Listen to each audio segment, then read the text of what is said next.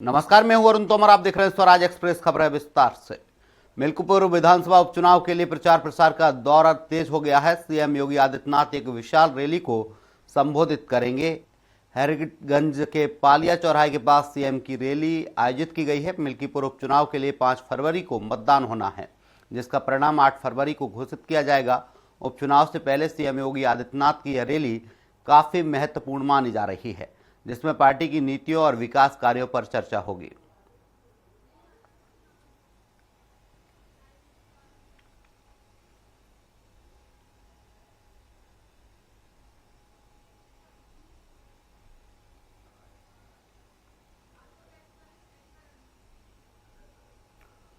अयोध्या से खबर आपको बता रहे हैं। सीएम योगी आदित्यनाथ रैली को संबोधित करेंगे।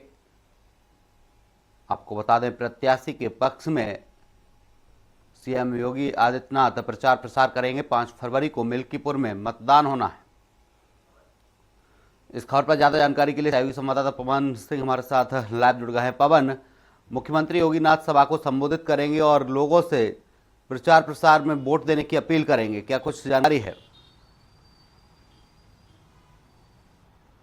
बिल्कुल अरुण, देखिए, मुख्यमंत्री योगी आदित्यनाथ का एक बड़ी जनसभा आज आयोजित हुई है मिल्कीपुर विधानसभा में। चूंकि यह उपचुनाव होना है, इससे पहले जब प्रदेश के अन्य सीटों का उपचुनाव हुआ था, इस पे केस चलने की वजह से इस पे उपचुनाव नहीं हो पाया था।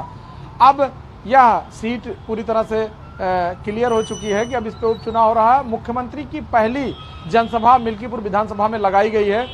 भारतीय जनता पार्टी ने इस सीट को पूरी तरह से अपने नाक का सवाल बना लिया है। क्योंकि समाजवादी पार्टी का यह जीती हुई सीट थी। अवधेश प्रसाद इससे जीते हुए विधायक थे, लेकिन पार्लियामेंट्री चुनाव में अवधेश प्रसाद को अयोध्या से टिकट दिए जाने के बाद जब अयोध्या से अवधेश प्रसाद ने जीत दर्ज कराई, तो इसके बाद से यह सीट खाली हो गई थी। अब इस सीट को लेकर के समाजवादी पार्टी, भारतीय जनता पार्टी, दोनों पार्टियों का पूरी तरह से वर्चस्व लगा हुआ है। इस सीट को लेकर के समाजवादी पार्टी भी लगातार पूरी तरह से मंथन कर रही है, अपने कार्यकर्ताओं, अपने नेताओं को वहां लगा रखी है। उसका भी यह मानना है कि यह सीट अगर हम हासिल कर पाते हैं तो हमारा एक वर्चस्व बना रहेगा। समाजवादी पार्टी इससे पहले भी कई सीट गंवा चुकी है, लेकिन अपने वजूद को बनाए रखने के लिए वो लगातार प्रयास कर रही है। यहाँ उत्तर प्रदेश में भारतीय जनता पार्टी का मुख्य विपक्षी दल समाजवादी पार्टी है। ऐसे में पूरे प्रदेश में इससे पहले जो पार्लियामेंट्री चुनाव हुआ और इसके पहले जो विधानसभा के चुनाव हुए, इन दोनों विधानसभा चुनाव में समाजवादी पार्टी लगातार यह प्रयास कर रही थी कि हम किसी तरह से अपने को आगे ले आ सके।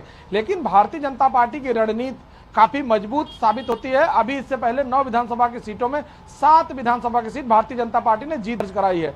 अब यह मिल्कीपुर सीट पूरी तरह से भारतीय जनता पार्टी के लिए बिल्कुल सम्मान सवाल बना हुआ है और भारतीय जनता पार्टी किसी भी कीमत पे यह सीट गंवाना नहीं चाहती। मुख्यमंत्री योगी आदित्यनाथ ने हाई कमान की बैठक में दिल्ली में उन्होंने वादा किया था कि इस सीट की जिम्मेदारी मेरी है, मैं इस सीट को जीत के ले आऊंगा। इस सीट को जीतने के लिए मुख्यमंत्री योगी आदित्यनाथ ने वहां पर 7 मंत्रियों की ड्यूटी लगा रखी है और 7 मंत्रियों को लगातार फीडबैक मुख्यमंत्री योगी आदित्यनाथ लेते रहते हैं। उनका मानना है कि अगर हम निक टू निक इसको हम ध्यान रखेंगे तो बहुत सारे ऐसे लोग हैं, बहुत सारे ऐसे कार्यकर्ता हैं जिनको किसी कारण से अगर कोई नाराजगी है तो उसको हम दूर करने का प्रयास करेंगे। और इससे पहले जो विधानसभा के उपचुनाव हुए हैं, उसके पहले से ही मुख्यमंत्री योगी आदित्यनाथ लगातार मिल्कीपुर सीट को लेकर के बिल्कुल रणनीति बना रहे हैं और वहां के जो लोग भी जरा भी कहीं से कोई समस्या है या किसी प्रॉब्लम में है, उसको मुख्यमंत्री का पूरा निर्देश है कि अगर किसी भी समस्या का निराकरण निचले लेवल पर नहीं हो पा रहा है तो मुख्यमंत्री योगी आदित्यनाथ से सीधा संपर्क किया जाए। अब मुख्यमंत्री योगी आदित्यनाथ की आज जनसभा है। आज मुख्यमंत्री योगी आदित्यनाथ जनसभा को संबोधित करेंगे। वहां पे मिल्कीपुर सीट से संबंधित वहां जो कार्यकर्ता हैं, जो नेता हैं, उन सभी से आज बातचीत करेंगे, वहां का हाल जानेंगे, ग्राउंड स्थिति को समझेंगे कि अब हम क्या रणनीति अपनाएं और कौन सा चाल आगे चलनी है कि जिससे इस सीट को हम हथिया सकें। अब समाजवादी पार्टी भी लगातार प्रयास कर रही है कि इस सीट को हम किसी तरह बचा सकें, क्योंकि वहां पर यह सीट दलित सीट है। इस सीट पे ज्यादा वोटर दलित है। अगर हम अन्य सीटों की अपेक्षा इस सीट पर दलित की संख्या ज्यादा अगर कुल मिला के देखा जाए, लेकिन इसके बावजूद भी भारतीय जनता पार्टी इससे पहले 2017 में जीत दर्ज कराई थी। ऐसे में अब इस सीट को फिर भारतीय जनता पार्टी अपने पाले में करने के लिए प्रयास कर रही है और मुख्यमंत्री योगी आदित्यनाथ ने इसकी कमान संभाल रखी है। आज इस जनसभा को संबोधित करके पूरी तरह से भारतीय जनता पार्टी के फेवर में माहौल बनाएंगे। जी अरुण। पवन, देखा जाए उपचुनाव है और समाजवादी पार्टी की तरफ से भी लगातार प्रचार किया जा रहा है, अन्य दलों ने भी अपने प्रत्याशी वहां पर उतारे हैं। देखिए, सबसे बड़ी बात है कि चूंकि यह सीट दलित है, ऐसे में आजाद समाज पार्टी का एक कैंडिडेट उतारा है। वैसे तो बसपा इससे पहले भी उपचुनाव में अपने कैंडिडेट नहीं उतारती थी, वो चाहे वो रणनीति का हिस्सा हो या इससे पहले भी बसपा ने अपने किसी भी उपचुनाव में जल्दी कैंडिडेट नहीं उतारा है। तो यहाँ पे ऐसे तो टोटल 14 नामांकन हुए थे, जिसमें से वापसी के बाद 10 कैंडिडेट बचे हुए हैं। जो मुकाबला है वो 10 कैंडिडेट के बीच में, लेकिन अगर हम लड़ाई की बात करें तो मात्र 2 पार्टियां हैं, भारतीय जनता पार्टी और समाजवादी पार्टी। ये जो मुकाबला हो रहा है भारतीय जनता पार्टी और समाजवादी पार्टी के बीच ही मुकाबला है। बाकी जितने लोग हैं सिर्फ नामांकन किए हैं और वो लड़ाई के साथ उस लड़ाई में कहीं नजर नहीं आएंगे। लेकिन समाजवादी पार्टी की जीती हुई सीट थी, इसलिए समाजवादी पार्टी अपना लगातार। लेकिन पवन, जो प्रत्याशी खड़े हैं वो कहीं ना कहीं वोट तो अपनी ओर खींचेंगे। अगर वो अपनी तरफ वोट ज्यादा आकर्षित कर लेते हैं तो नुकसान किस पार्टी को हो सकता है? सीट को पाना चाहती 2017 में यह सीट भारतीय जनता पार्टी ने जीत दर्ज की थी। अब फिर से वह सीट वापस पाने के लिए इस उपचुनाव में पूरा दमखम लगा रखी है। अरुण। पवन, आप बता रहे कि 10 नामांकन अभी बचे हैं, 10 लोग मैदान में हैं। अगर वो 10 लोग वोट खींचते अपनी ओर तो नुकसान किस पार्टी को ज्यादा हो सकता है?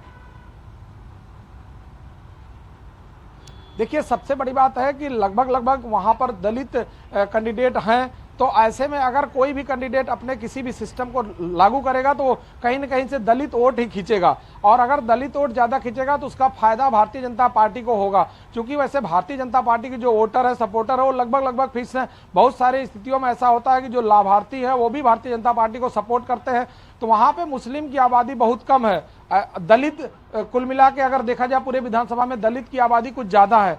तो अगर हम ब्राह्मण या बाकी उच्च कास्टों की बात करेंगे तो ये भारतीय जनता पार्टी के सपोर्ट में है। लेकिन कैंडिडेट का अपना प्रभाव क्या है, यह एक बड़ा मायने रखता है। उस सीट पर अगर पार्टियों का प्रभाव देखा जाए तो भारतीय जनता पार्टी और समाजवादी पार्टी का प्रभाव है। बाकी जितने कैंडिडेट है उनके पर्सनल जो संबंध है उस पर वोट काट सके। तो ऐसे में अगर बसपा या कांग्रेस कोई अन्य पार्टी अपने किसी कैंडिडेट को उतारी होती तो शायद ही कुछ परसेंटेज वोट इधर से उधर हो सकता था। लेकिन अभी सिर्फ मुख्य 2 विपक्षी पार्टियां हैं जो यहां पर अपना दांव आजमा रही है, लेकिन उसमें मात्र मुख्य विपक्षी पार्टी जो समाजवादी पार्टी है वही कुछ करने की स्थिति में है। बाकी कोई पार्टी वहां कुछ करने की हैसियत में नहीं है। भारतीय जनता पार्टी चूंकि इससे पहले भी मजबूत थी और आज भी अपनी मजबूती कायम रखे हुई है, और यह सत्ता लगभग अभी तक इससे पहले जितने भी उपचुनाव होते हैं ज्यादातर सत्ता के फेवर के होते हैं। तो ऐसे में सत्ता के फेवर में सीट जाने के चांसेस ज्यादा हैं। लेकिन अब जो मुकाबला है वो भारतीय जनता पार्टी और समाजवादी पार्टी के बीच है। अरुण। जी पवन, तमाम जानकारी के लिए आपका बहुत बहुत शुक्रिया।